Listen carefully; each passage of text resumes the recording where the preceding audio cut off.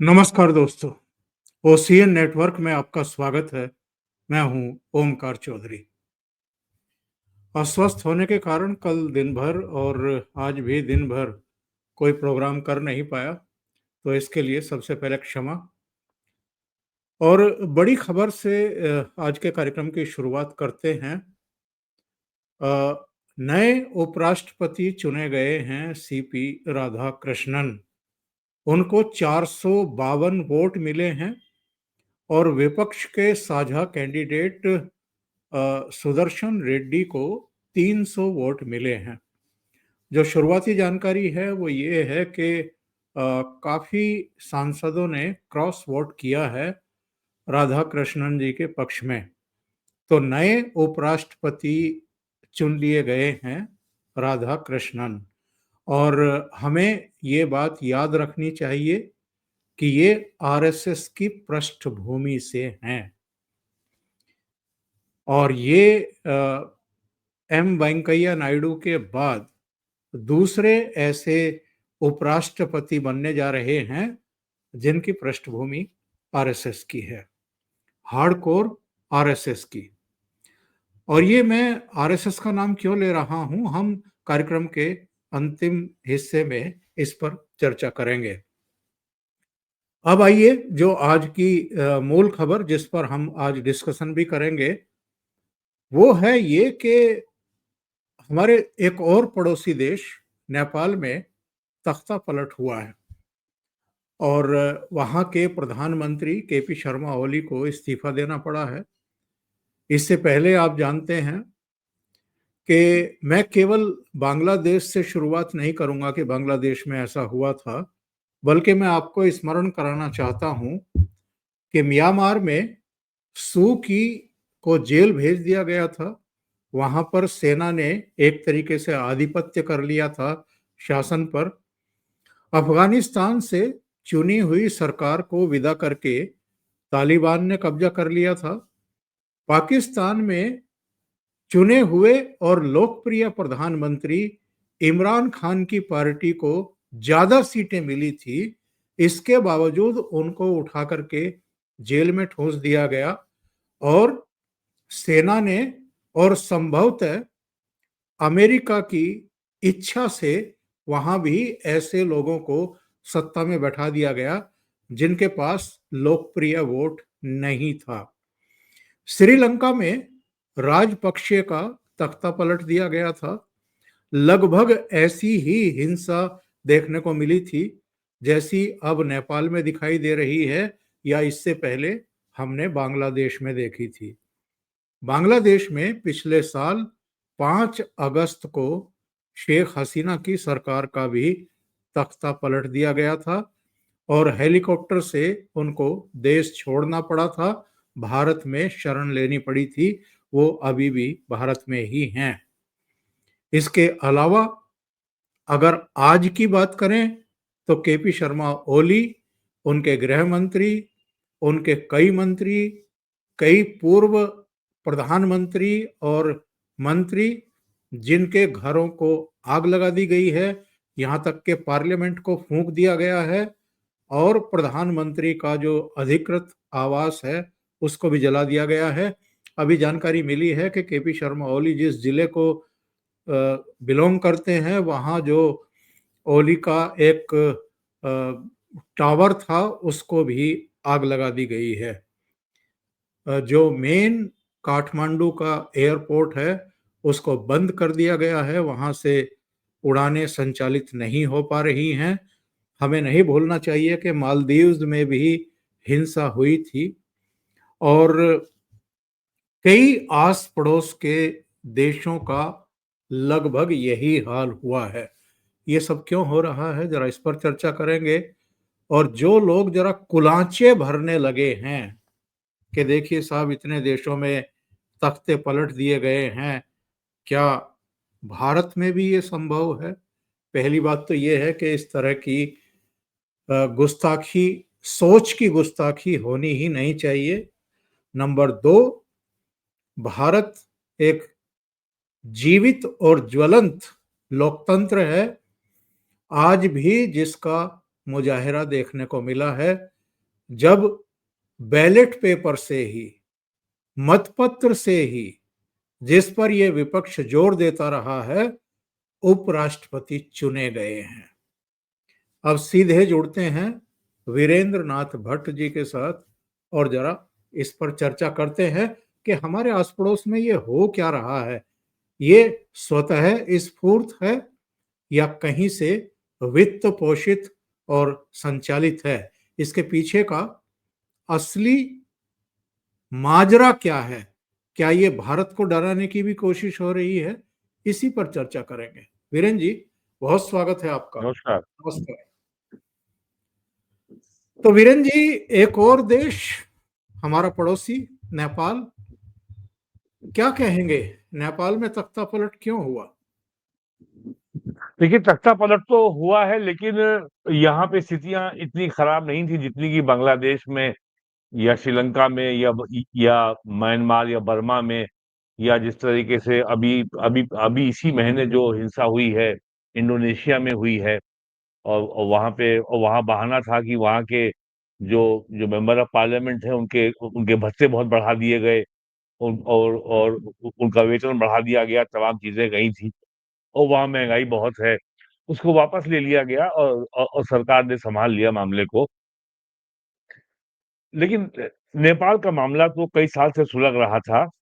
और और जिस तरीके से वहाँ पे चीन का जो वहाँ दखल बढ़ गया था, और जिस तरीके से वहाँ पे कम्युनिस्टों की सत्ता आ गई थी, और घनघोर हिंदू विरोधी जो वहाँ का जो वहाँ का प्राइम मिनिस्टर थे, ओली साहब, और ये भी राहुल गांधी की भाषा बोलते थे, और ये कहते थे कि भगवान राम नेपाली हैं, भगवान बुद्ध नेपाली हैं। सब ये और भी तमाम अनाप-शनाप बयान देते थे। और जो भी बातें कही जाएँ कि अंतर्राष्ट्रीय षड्यंत्र है और वेस्टर्न ताकतें हैं, अमेरिका इसके पीछे है, ब्रिटेन इसके पीछे है, यूरोपियन पावर्स के पीछे, सारी बातें सही हैं। लेकिन वहाँ पे भयानक भ्रष्टाचार भी था। लोग बुरी तरह त्रस्त थे। ये प्रचंड और ओली और देउबा, ये सब सत्ता इन्हीं 3 लोगों के बीच में घूमती रहती थी। और जिस तरीके से आज से 20 साल पहले हमारे हमारे देश में सोनिया गांधी की सरकार के सहयोग से वहाँ पे राजतंत्र को समाप्त किया गया, और जिस तरीके से षड्यंत्र के तहत जो वहाँ के किंग थे महाराज ज्ञानेंद्र की हत्या की गई, पूरे परिवार को पूरे परिवार की हत्या हो गई, समूल नाश हो गया उस पूरे परिवार का। तो वो और उसमें भारत का भी सहयोग था, भारत के कम्युनिस्टों का भी सहयोग था। वो अमेरिका, यूरोप के इलाकों में भी खटकता था कि ये हिंदू राष्ट्र कैसे बना हुआ है, इसको भी जो है ईसाई राष्ट्र बनाओ, और इसको भी जो है यूरोप का जो सॉफ्टवेयर है, यूरोप की सभ्यता है, संस्कृति है, वो यहाँ भी लागू करो सेकुलरिज्म के नाम पर। तो ये हुआ था। लेकिन नेपाल जो है चाइना और वेस्टर्न पावर्स की बीच में इन्फ्लुएंस का एक अखाड़ा बना हुआ था, और चाइना का वहाँ बहुत ज़्यादा इन्फ्लुएंस था।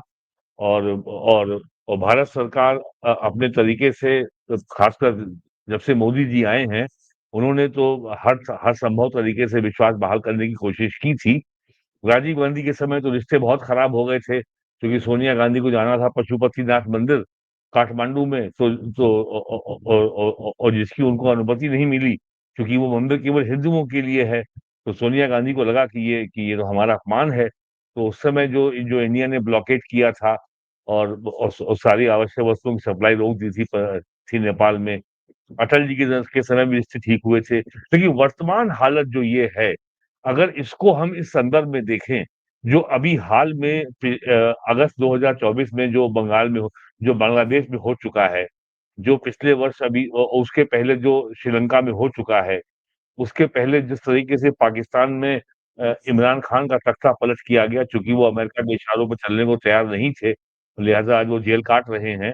और एक जो है ये अ, कठपुतली सरकार बैठी है वहाँ अमेरिका की, शहबाज शरीफ भी कठपुतली है, और वहाँ का जो जो फील्ड मार्शल है वो सैयद मुनीर, वो तो अमेरिका का पूरा चपरासी ही है। तो इस और जो वाइडर जियोपॉलिटिकल कॉन्टेक्स्ट है, जिस तरीके से अमेरिका की और यूरोप की आंखों में भारत बहुत चुभ रहा है, विशेष करके ऑपरेशन सिंदूर के बाद, क्योंकि अमेरिका और यूरोप इस बात से बहुत बहुत बेचैन है, बहुत भौचक्के हैं कि इंडिया ने इतनी ज्यादा साइंटिफिक कैपेबिलिटी कैसे डेवलप कर ली, और उसने एयर डिफेंस और एयर ऑफेंस की दोनों की इतनी बड़ी क्षमता डेवलप कर ली कि उसे हमारी जरूरत नहीं है। और जिस तरीके से इंडियन मिसाइल ने 10 एयर बेसेस को टारगेट किया पाकिस्तान के, उनके अरबों डॉलर के जो जो उनके एयर डिफेंस इक्विपमेंट थे, जो उनके एडवांस वार्निंग एयरक्राफ्ट सिस्टम थे, उनके जो F-16 एयरक्राफ्ट जो हैंगर में खड़े थे जैकोबाबाद में, उनको नष्ट किया गया। 300 किलोमीटर दूर आदमपुर से एक मिसाइल लॉन्च की गई S-400, और उसने करीब 2,500 करोड़ रुपए से अधिक का जो advance warning airborne radar system, advance warning system था, उस प्लेन को नष्ट कर दिया। और सबसे ज्यादा नुकसान अमेरिका का हुआ कि जो उसकी सबसे बड़ी डिफेंस कंपनी है लॉकहीड मार्टिन, उसका एयर डिफेंस सिस्टम जो है वो काम नहीं आया इंडियन मिसाइल के सामने। तो इस संदर्भ में अगर देखें, तो भारत के लिए ये जो घटना हुई है नेपाल में, ये बहुत ज्यादा माथे पे बल डालने वाली है, और चिंता पैदा करने वाली है। और जिस तरीके से राहुल अभी गए थे लक्कावी, मलेशिया, वो जगह मशहूर है, वहां दुनिया भर के नेता और ड्रग पैडलर और बड़े बड़े आपके बिजनेस टाइकून, वो सब वहां पे बड़ी सीक्रेट मीटिंग के लिए आते हैं, और उनकी गोपनीयता बनी रहती है। और ये खबरें आई हैं कि तमाम तरह के ऐसे लोग वहां पे सक्रिय थे, जो ऐसी ताकतें हैं यूरोप की, जो भारत से को फूटी आंखों देखना नहीं चाहते, वो सब वहां सक्रिय थे। अब ये चूंकि बातों का कोई कभी ठोस आधार तो किसी पास होता नहीं है, मेरे पास कोई एविडेंस नहीं है, लेकिन जो जो सीक्वेंस ऑफ इवेंट है, और जो इंडिया में जो राजनीति हो रही है, इंडिया के में जिस तरीके की बयानबाजी की जा रही है, झूठी और फर्जी कहानियां जो है गढ़ी जा रही हैं कि संविधान समाप्त हो जाएगा, और आरक्षण समाप्त हो जाएगा, वोट चोरी हो रही है, चुनाव आयोग बिक गया है, बीजेपी का आयोग हो गया है। ये सब जो जो जो जनता में को भड़काने के लिए ये सब जो फर्जी अभियान यहाँ चलाया जा रहा है, और मैं तो कहूंगा चल रहा है पिछले 11 साल से। अगर उस इस संदर्भ में देखें कि राहुल गांधी कहाँ गए थे, किसके पास गए थे, क्या कर रहे, तब एक काफिया से काफिया मिलता है, और एक स्पष्ट कहानी, एक स्पष्ट जो है उसकी एक तस्वीर उसकी उभरती है। तो भारत में को भी अस्थिर करने के लिए, भारत को इस सरकार को बदनाम करने के लिए, इस सरकार को अस्थिर करने के लिए पिछले 6 साल से तो लगातार जिहाद हो ही रहा है। कभी नागरिकता कानून के नाम पर, कभी किसान कानून के नाम पर, कभी जो है संविधान के नाम पर, कभी आरक्षण के नाम पर, अब वोट चोरी के नाम पर। तो और सलमान खुर्शीद जो हैं, जो पहले विदेश मंत्री थे मनमोहन सिंह की सरकार में, वो ये ऑन रिकॉर्ड कह चुके हैं कि बांग्लादेश और श्रीलंका जैसी घटना को भारत में नहीं किया जा सकता, क्योंकि भारत इतना बड़ा देश है। वो भारत में इतने बड़े राष्ट्र में एक साथ कोई उबाल या कोई अराजकता पैदा करके सरकार को बदलने, सरकार को हिलाने गिराने जैसी चीज सोची भी नहीं जा सकती। ये बात तो खुद ही कह चुके हैं वो। लेकिन हमें हमारे लिए ये एक चेतावनी है कि हमें हाई अलर्ट पे रहना होगा भारत को। और ये काम केवल सरकार का नहीं है, ये काम हर नागरिक का है, हमारा भी है, आपका भी है, हमारे दर्शकों का भी है, कि समाज में भ्रम फैलाने वाली, समाज में अराजकता फैलाने वाली, समाज में तनाव फैलाने वाली जो ये जो नैरेटिव फेंके जा रहे हैं राहुल गांधी के द्वारा, इनके प्रति सतर्क रहें। आज जो उपराष्ट्रपति का चुनाव हुआ है, और जिस तरीके से एनडीए को 452 वोट मिले, कितने मिले हैं? जी हाँ, 452 वोट मिले। 452 जो वोट मिले हैं, और अपोजिशन के भी 25 से अधिक एमपी ने एनडीए उम्मीदवार के पक्ष में वोट दिया है, तो ये इनके लिए करारा तमाचा है। ये करारा तमाचा इसलिए भी है कि जून 2024 के लोकसभा चुनाव के बाद से राहुल गांधी और खड़गे साहब लगातार ये कह रहे हैं, नरेंद्र मोदी बहुत कमजोर हो गए हैं, नरेंद्र मोदी का मनोबल टूट गया है, ये बहुत कमजोर सरकार है, ये तो बैसाखी पे टिकी हुई है, ये कभी भी गिर सकती है।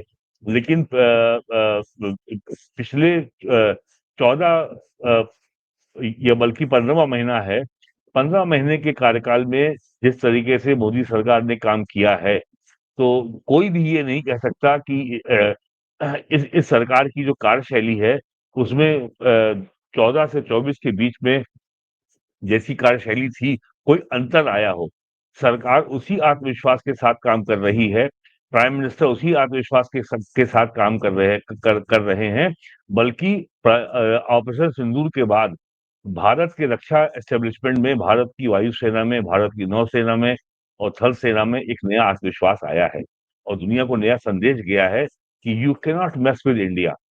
अगर आप और ये बहुत बड़ा भ्रम है कि कभी कोई देश किसी की मदद के लिए आता है, कभी कोई किसी की मदद के लिए नहीं आता है।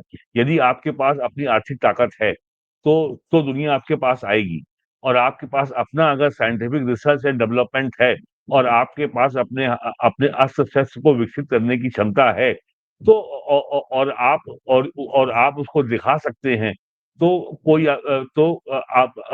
वो लोग आपको सलाम करेंगे।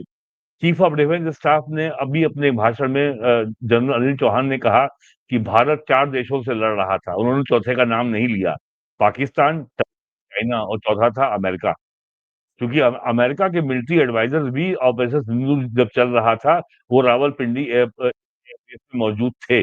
और अभी 3 दिन पहले अमेरिका का जो C-17 ग्लोबमास्टर जो ट्रांसपोर्ट एयरक्राफ्ट है, वो 3 बार वहाँ उतरा है रावलपिंडी के एयरपोर्ट पे और उसमें अमेरिका का लेफ्टिनेंट जनरल था और उसमें पाकिस्तान का लेफ्टिनेंट जनरल भी मौजूद था। तो अगर वो बाढ़ की राहत सामग्री लेकर के आया है, तो बाढ़ की राहत सामग्री को लेकर के कभी जनरल्स नहीं आते हैं। वो उसमें जो आपका रिलीफ डिपार्टमेंट वो तंबू कनात लेकर के आया होगा, वो जनरेटर मोटर लेके आया होगा, वो जो है कुछ जो है कुछ आटा चावल और मक्खन लेके आया होगा, घी लेके जो भी खाद्य सामग्री की आवश्यकता होती है, वो कोई मेडिसिन लेके आया होगा, ये काम कभी जनरल नहीं करता। ये काम जो है सिविलियन डिपार्टमेंट के अधिकारी करते हैं और उनको पाकिस्तान की सेना का जनरल वहां पे रिसीव करने दिखा होता और रावलपिंडी का एयरपोर्ट पे अमेरिका का ही नियंत्रण है। उसमें पाकिस्तान के लोगों को भी या पाकिस्तान सेना के लोगों को भी घुसने का अधिकार नहीं है। तो ये सब जो घटनाक्रम है, ये केवल हमें ये बताता है कि भारत के खिलाफ गजवाए हिंद, भारत के खिलाफ एक खामोश जिहाद जारी है और हमारे पास आराम करने की, सोने की या अपने जो हमारे या जो हमारी विजिल है, जो हमारा चौकन्नापन है, उसमें हमें कोई आराम का स्कोप नहीं है। और ये हमारा सौभाग्य है और मैं पूरे कन्विक्शन के साथ कहता हूँ, पूरे विश्वास के साथ कहता हूँ कि ये देश का सौभाग्य है कि इस देश में नरेंद्र मोदी जैसा व्यक्ति प्राइम मिनिस्टर है। यदि किसी को लगता है कि मैं बीजेपी का भक्त हूँ, टू हेल विद इट, उनको लगता है लगा करे। वो let them prove me wrong by there facts and arguments. वो मुझे गलत साबित करे ना कि मैं कहाँ गलत हूँ। यदि वो कहते हैं कि साहब आप बीजेपी के सपोर्टर है, बीजेपी के भक्त हैं, सो बी इट। आप मुझे बताइए कि अगर मैं भक्त हूँ, तो मुझे कमबख्त बनने के लिए क्या करना होगा? क्या राहुल गांधी के पैरों में लौटना होगा? वीरेन जी, जयराम रमेश का बयान आ गया है। देखिए क्या हम्म, कहते हैं ये। इन्होंने कहा कि भारतीय जनता पार्टी भले ही आंकड़ों के लिहाज से जीत गई है, लेकिन वास्तव में उसकी नैतिक और राजनीतिक दोनों हार हुई है। हम्म। इन्होंने कहा कि उपराष्ट्रपति के चुनाव नतीजे घोषित होने के बाद ये भी कहा कि विपक्ष एकजुट रहा और उसका प्रदर्शन सम्मानजनक रहा। इन्होंने आगे क्या लिखा है, हम्म, ट्विटर पर इन्होंने एक्स पर लिखा है, उपराष्ट्रपति चुनाव में विपक्ष एकजुट रहा, इसका प्रदर्शन निसंदेह अत्यंत सम्मानजनक रहा। संयुक्त उम्मीदवार बी सुदर्शन रेड्डी को 40% वोट मिले। 2022 के उपराष्ट्रपति चुनाव में विपक्ष को 26% वोट मिले थे। हम्म, और हम्म, इन्होंने कहा कि वैचारिक लड़ाई अब भी जारी है। इससे पहले इन्होंने एक ट्वीट में ये कहा था कि उपराष्ट्रपति चुनाव के लिए मतदान संपन्न हो गया, विपक्ष एकजुट रहा, हमारे सभी 315 सांसदों ने मतदान किया। तो 315 ने किया था तो केवल 300 क्यों मिले इनको? और ये जो कह रहे हैं कि नैतिक और राजनीतिक दोनों हार हुई है भारतीय जनता पार्टी की, ये कौन सा तर्क है? हार हार होती है और जीत जीत होती है। देखिए ऐसा है, एक एक इडियम है अंग्रेजी का, love me love my dog. यदि मुझसे प्यार है तो मेरे मेरे टॉमी की भी पप्पी लो। और दूसरा है माई वे और हाईवे, या तो मेरी बात मानो या फिर निकल लो, सड़क सामने है। तो कांग्रेस का पिछले 11 साल से यही रवैया है कि यदि आप कांग्रेस के साथ हैं तो आपको मोदी को गाली देनी पड़ेगी, वरना हम आपको सेकुलर नहीं मानेंगे। और अगर आप हमारी बात नहीं मानेंगे तो फिर आप भक्त हैं, फिर आप जो हैं कम्युनल हैं, आप फासिस्ट हैं, और आप पता नहीं जो भी गंदी चीजें वो हैं, वो आप सब वो हैं। तो ये जो जयराम रमेश का ट्वीट जो आपने पढ़ के सुनाया, ये बिल्कुल वही है कि my way or highway and love me love my dog. तो इसमें कोई तर्क नहीं है। अब ये बोल रहे हैं, भाई ये सीधे सीधे एक नंबर की लड़ाई थी कि किसके पास नंबर ज्यादा है उसका उम्मीदवार जीतेगा। यहाँ मॉरल कहाँ से आ गया? और इसमें नैतिकता ये यहाँ भी कहाँ से लोग आ गई? इंतजार कर रहे थे कि जितने वोट एनडीए के पास एक्चुअल में हैं, उससे कितने ज्यादा वोट उसको मिलने वाले हैं। हाँ, उनके पास 422 थे और उनको मिले हैं 452। उनमें से हाँ। चलो 11 वोट आप जगन रेड्डी के और जोड़ लीजिए 422 में, तो बैठते हम्म। हैं 433। 433 से 452, इसका मतलब सीधा सा ये है कि 19 वोट उनको क्रॉस वोटिंग के जरिए मिले हैं। जिन जी, जयराम इसका रमेश मतलब ये। के जी, जरिए, जी। जयराम रमेश जो कह रहे थे कि 315 ने हमारे वोटिंग की है, तो और इनको मिले हैं केवल 300 वोट, यानी 15 तो ये गए आपके, कुछ इनवैलिड हम्म, हुए हैं। तो अभी ये देखना दिलचस्प होगा कि जैसे स्वाति मालीवाल हैं, जैसे शशि थरूर हैं, जैसे कई हम्म, और लोग हैं, और इंक्लूडिंग, मैं अभी नाम नहीं लेना चाहता मनीष तिवारी का, लेकिन कई लोग हैं जो कांग्रेस में भी बहुत कंफर्टेबल महसूस नहीं कर रहे हैं। ऐसे नाम हम्म। अभी और सामने आएंगे तो तब पता लगेगा कि नैतिकता के ग्राउंड पर, राजनीतिक ग्राउंड पर कौन कहाँ खड़ा हुआ है। असली बात वो बताना भूल गए कि जून 2024 का चुनाव जो झूठ फैला करके आपने अपनी सीटें बढ़ा ली थी, और आप ये बता रहे थे कि कांग्रेस की 99 सीट है वो जीत गई है, और बीजेपी की सीटें 240 है वो चुनाव हार गई है।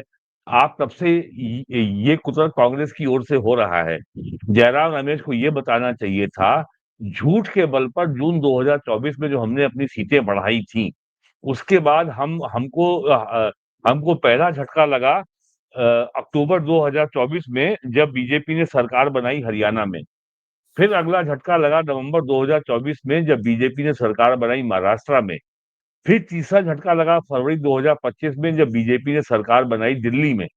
ये चौथा झटका है जब बीजेपी ने बहुत ही कंफर्टेबल मार्जिन के साथ उपराष्ट्रपति का चुनाव जीत लिया। ये बात क्यों और जब इन तथ्यों के आधार पर जो मैंने अभी आपको गिनाए, ये मॉरल और पॉलिटिकल डिफीट का तर्क कहाँ ठहरता, जरा मुझे बताइए। ये मॉरल राज्यसभा क्या होता है? जी।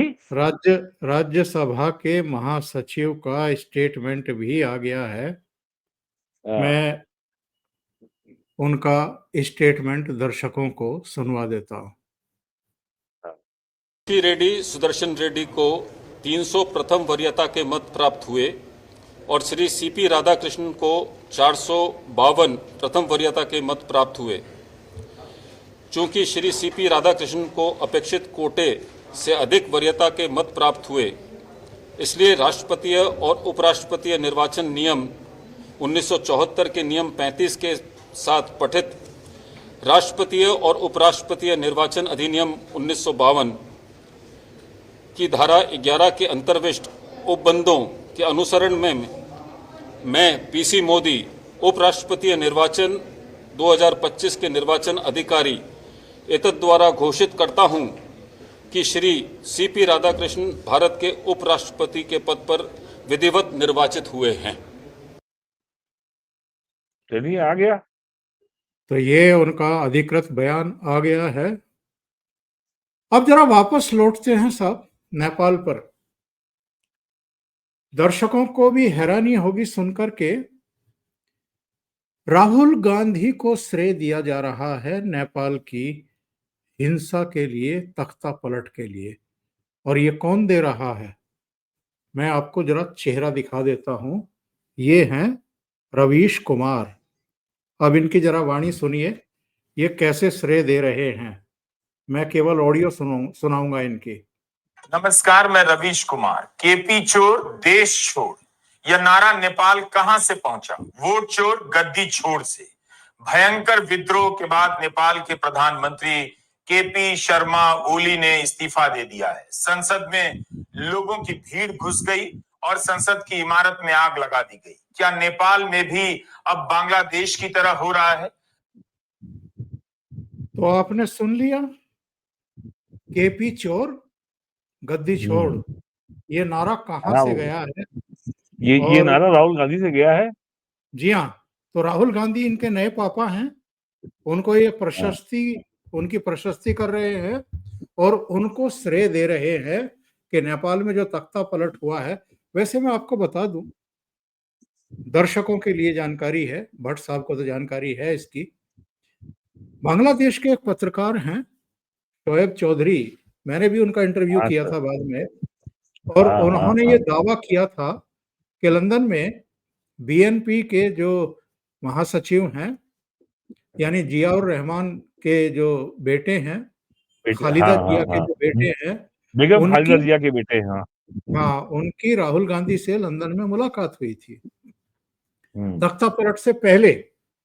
तो क्या हम जितना पप्पू समझते हैं राहुल गांधी को, वो उतना पप्पू नहीं है।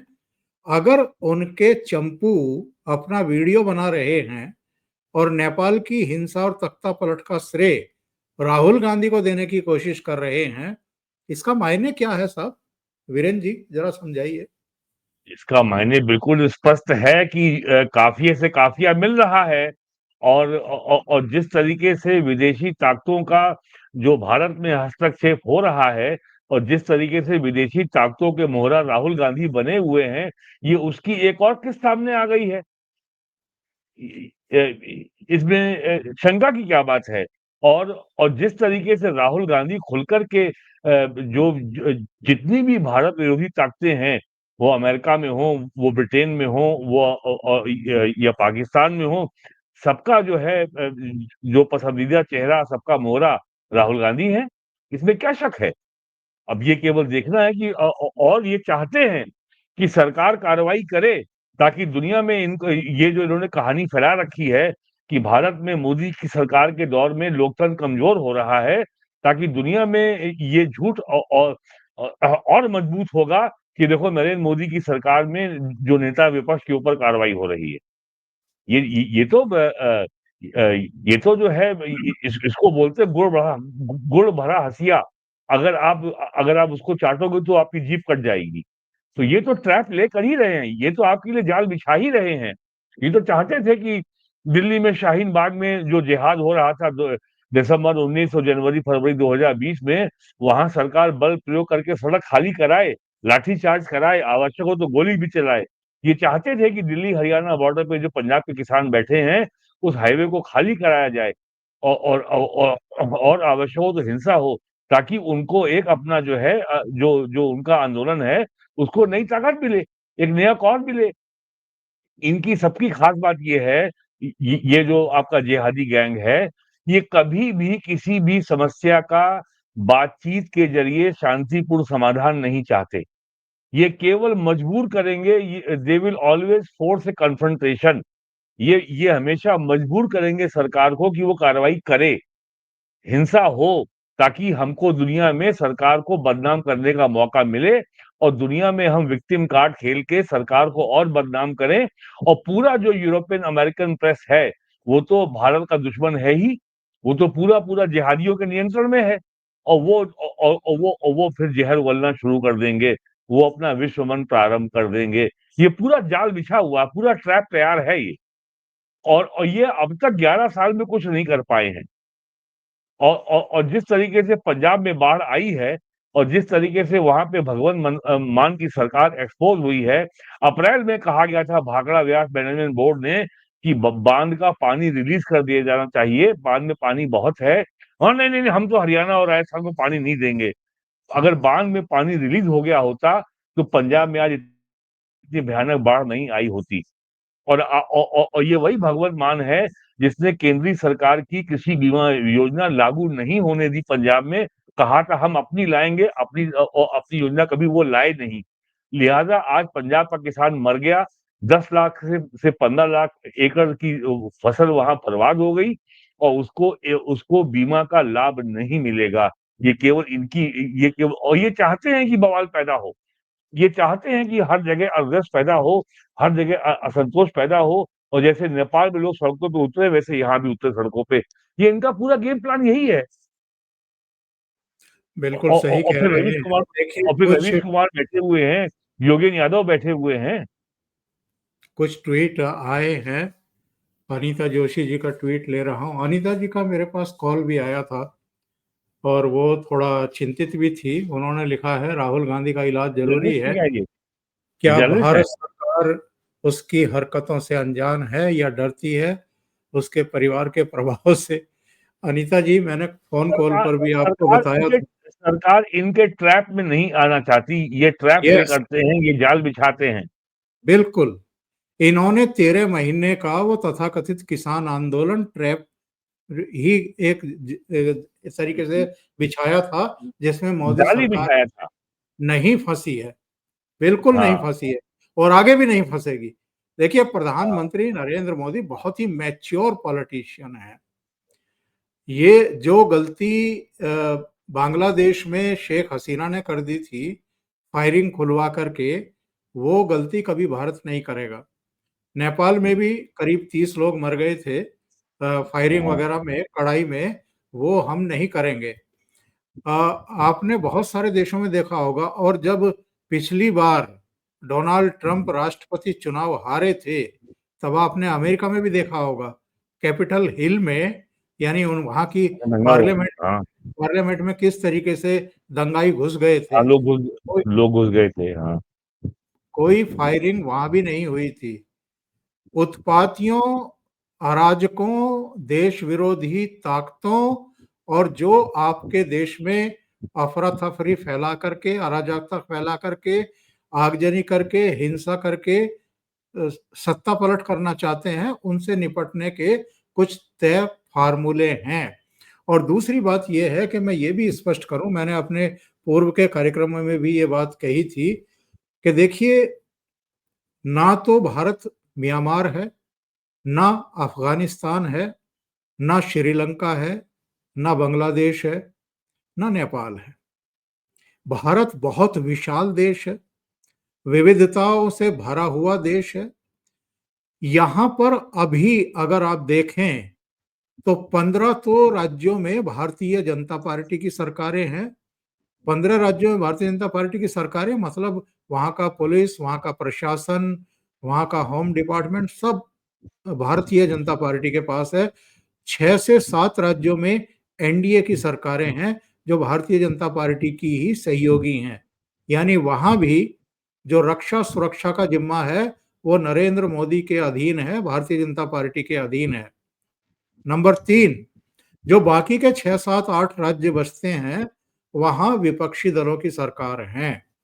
लेकिन इनमें से कोई नहीं चाहेगा कि वो कानून के विरुद्ध जाकर के अराजक तत्वों को खुलकर खेलने का मौका दें।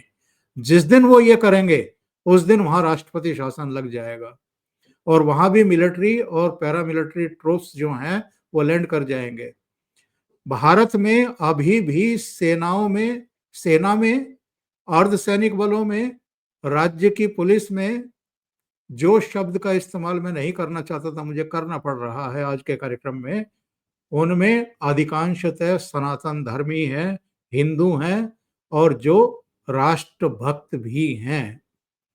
इसलिए भारत में तख्ता पलट तो भूल जाइए, बाकी चीजें भी ये लोग एकजुट होकर के हिंसा भी नहीं कर पाएंगे, किसी तरह की गुस्ताखी भी नहीं हो पाएगी, उनको वहीं दबा दिया जाएगा।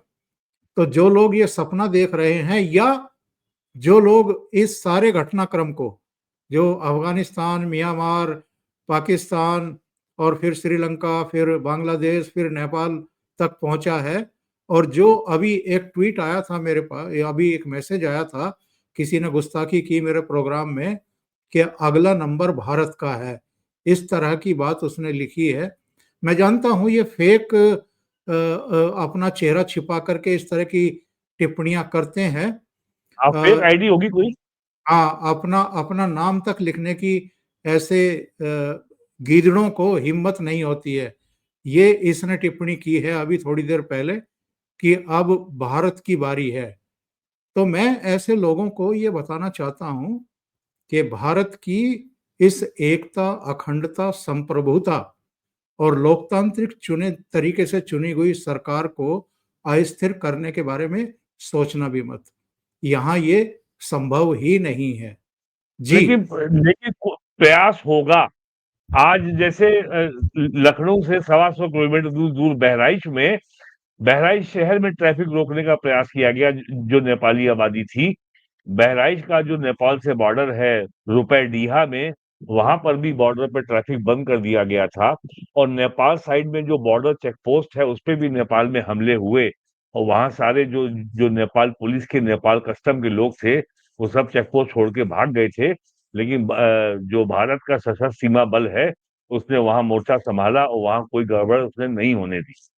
और वहां पे और भारतीय साइड में स्थितियां बिल्कुल नॉर्मल थी। जी। ये होगा, थोड़ा बहुत उत्पात करेंगे ये लोग, लेकिन बहुत जल्दी नियंत्रित कर लिए जाएंगे, यहाँ कोई दिक्कत ही नहीं है। लेकिन प्रयास जारी इसलिए रहेगा, ये आप ये कोई खुराफात का मौका छोड़ेंगे नहीं। जी हाँ, इनके फ्रस्ट्रेशन कहीं ना कहीं तो निकलेंगे भट्ट साहब, जी इनके जी जी। फ्रस्ट्रेशन किसी ना किसी रूप में निकले। अभी आप देख लीजिए ना, अभी रिजल्ट आया है, 452 वोट मिले हैं राधा कृष्णन जी को और इनके कैंडिडेट को 300 मिले हैं, यानी 152 वोटों का अंतर है भाई। और फिर भी हम्म। आप कह रहे हैं कि ये नैतिक जीत नहीं है, ये राजनीतिक जीत नहीं है। ये नैतिक हार है। हाँ, तो इससे ज्यादा ये बेशर्मी बात और है। कोई हो सकती है क्या? इससे ज्यादा जी बेशर्मी नहीं हो सकती। बहुत बहुत धन्यवाद आपका भी और दर्शकों का जी भी, जो इतनी संख्या में हमारे साथ जुड़े हैं। सबसे निवेदन है, आप अगर आपको प्रोग्राम अच्छा लगता है तो लाइक जरूर करें, इससे हमारी रीच बढ़ती है। और वीडियो को अपने मित्रों को फॉरवर्ड जरूर करें, और जिन मित्रों ने अभी तक सब्सक्राइब नहीं किया है चैनल, वो सब्सक्राइब जरूर करें। बहुत बहुत धन्यवाद। नमस्कार। नमस्कार।